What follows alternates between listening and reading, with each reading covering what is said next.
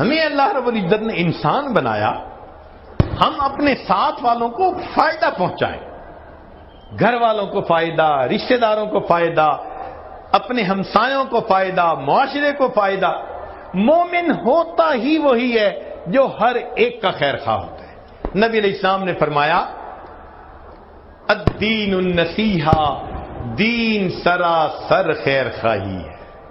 سبحان اللہ، کیا خوبصورت تعلیم دی ہمارے آقا حضرت محمد مصطفیٰ احمد مجتبیٰ صلی اللہ علیہ وسلم۔ ہمارے اکابر کے اخلاق اچھے ہونے کی بنیادی وجہ پتہ ہے کیا تھی؟ ان کی سوچ بہت بلند ہوتی تھی، بہت بلند سوچ ہوتی تھی۔ بلند سوچ ہونے کی وجہ سے ان کے مقام بلند ہو گئے تھے۔ آپ غور کریں کہ ایک پتنگا ہے، اس کو پروانہ کہتے ہیں، اسی سے ملتا جلتا ایک اور ہے جس کو مکھی کہتے ہیں، اس کے بھی دو پر، اس کے بھی دو پر، اس کو پروانہ نہیں کہتے، حالانکہ یہ اس سے ملتا جلتا ہے، سائز بھی ایک جیسا، مگر اس کو پروانہ کہیں گے اور اس کو مکھی کہیں گے۔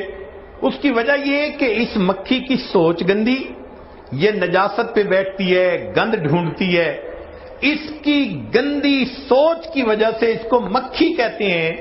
اور پروانہ کس کو کہتے ہیں؟ جو روشنی کے اوپر، نور کے اوپر اپنے آپ کو فدا کرتا ہے۔ کہنے کو ہم بھی مسلمان، کہنے کو ہمارے اکابر بھی مسلمان، مگر اگر دنیا کی محبت دل میں بھر کے جیتے پھر رہے ہیں تو اللہ کی نظر میں ہماری مثال گندی مکھی کی ہے، اور ان کی مثال اللہ کی نظر میں پروانے کی مانند ہے۔ آج ہمیں سوچنا ہے کہ ہم نے جو نام کے مسلمان ہیں، کام کا مسلمان بننے کی ضرورت ہے۔